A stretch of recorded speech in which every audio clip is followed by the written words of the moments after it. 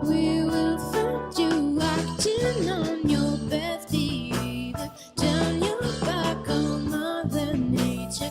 Everybody wants to rule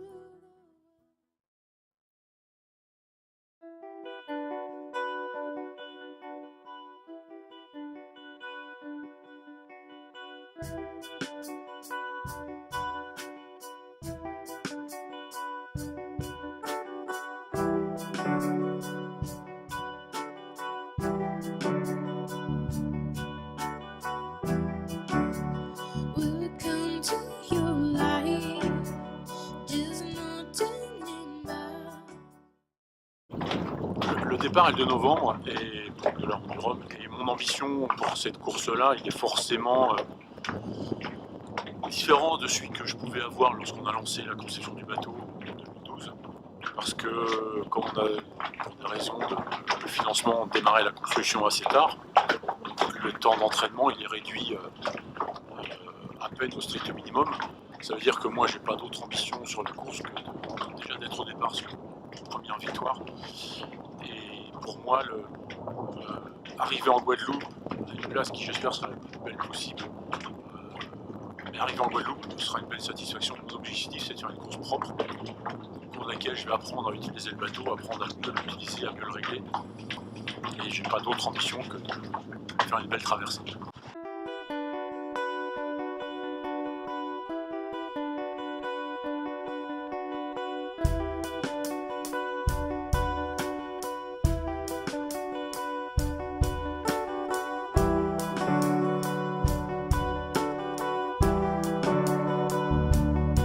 J'ai mobilisé un grand nombre de partenaires parce que j'avais pas le choix.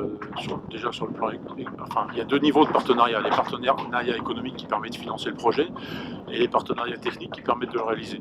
Moi, tout seul, j'ai pas les moyens techniques, humains, matériels de construire un tel bateau, donc il faut déjà s'entourer de partenaires techniques compétents. Et les partenaires techniques, ce sont les architectes, ce sont le bureau d'études qui travaille autour de la conception du bateau. Ce sont aussi ceux qui vont fabriquer le bateau, ceux qui vont fournir les différentes pièces du puzzle. Et donc on a travaillé,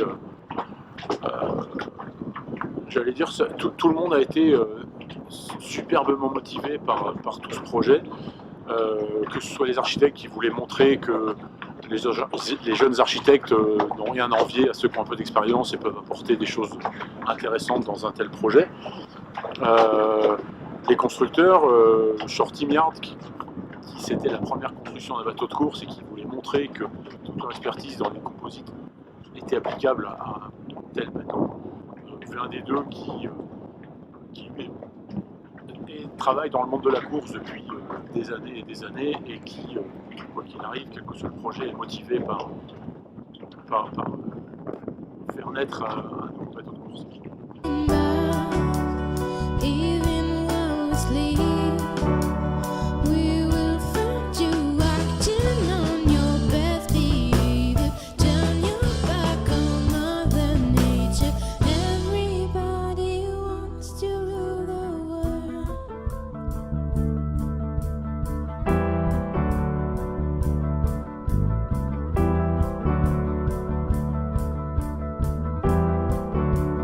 It's my own design. It's my own dreamers. Help me to decide. Alors, le Sabrosa SR40 est destiné à être produit en petite série.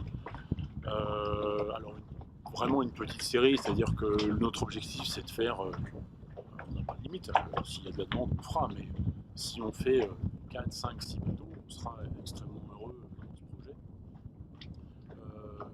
Comment on démarre là-dessus? On se dit que l'investissement en architecture, l'investissement dans les moules est assez financièrement lourd et que une façon de diminuer le coût, c'est d'en diffuser plusieurs exemplaires. Et puis si moi je trouve que le bateau est intéressant à utiliser, peut-être que d'autres coureurs peuvent avoir cette même ambition-là et cette même vision-là. Il faut croire que cette vision est assez juste puisque un deuxième bateau a été construit, un deuxième bateau a été commandé, construit et sera aussi au départ de la route du Rhum. deux Sabrosa SR40 sont actuellement produits. Et je pense qu'on est sous les feux de l'observation des autres coureurs qui peuvent être potentiellement intéressés pour la saison prochaine. Et on va espérer valoriser autant que possible ce bateau pour les motiver, leur donner envie d'acheter ce modèle-là qui a pas mal d'atouts, outre son potentiel de performance. Il a d'autres atouts techniques qui font que c'est un classe 40 qui est vraiment intéressant pour être mis sur le marché, sur cette toute petite niche du marché des classes 40. There's no turning back, even while we sleep. We will find you acting on your best behavior. Turn your back on Mother Nature. Everybody wants to rule the world.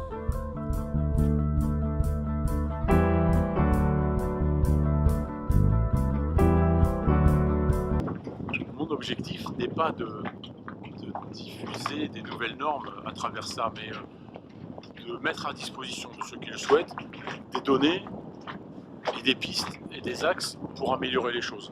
Après, j'ai pas l'ambition de diffuser de nouvelles normes, ça n'avait pas été le sens de la démarche. Ça a plutôt été de dire, puisqu'on peut pas honnêtement dire qu'on va faire un bateau vert, plus propre, puisqu'on ne sait pas d'où on part, on va construire le point zéro, le point d'où on part. Et à partir de là, les bateaux suivants que l'on concevra, dans les années à venir, je ne sais pas, on pourra toujours se baser là-dessus pour dire on a amélioré de tant de pourcents l'impact environnemental, on a amélioré de tant de pourcents.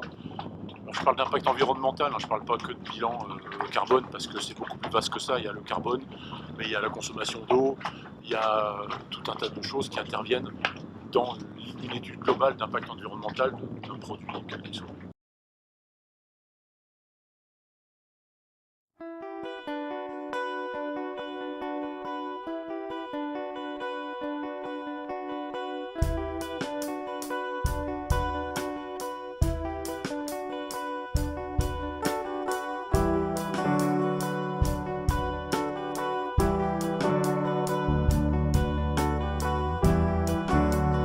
Welcome to your life. There's no turning back, even while we sleep. We will find you acting on your best behavior. Turn your back on Mother Nature. Everybody wants to rule the world.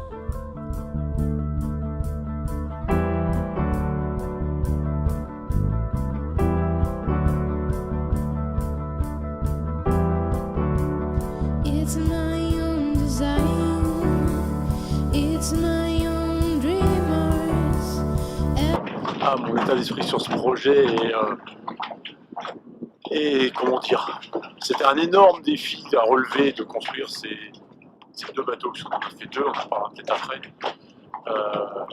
Construire un nouveau bateau de course, c'est un gros travail. Construire un bateau de course un peu nouveau pour cette route du Rhum dans un délai assez court, ça a été un énorme challenge qu'on a réussi à relever, un peu limite en termes de préparation, mais l'état d'esprit, c'est une grande satisfaction d'avoir réussi à faire tout le travail que l'on a fait avec tous les partenaires du projet.